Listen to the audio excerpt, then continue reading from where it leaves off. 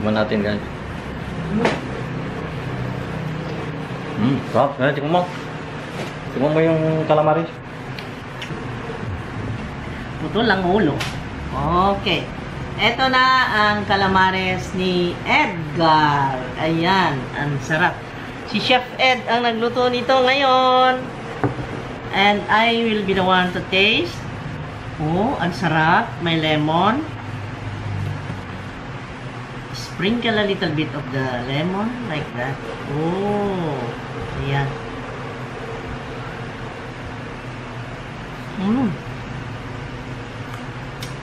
So crunchy.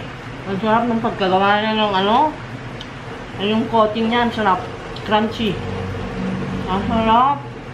Ang sarap pala ng hindi nagluluto. Taga-tikim lang. Wow.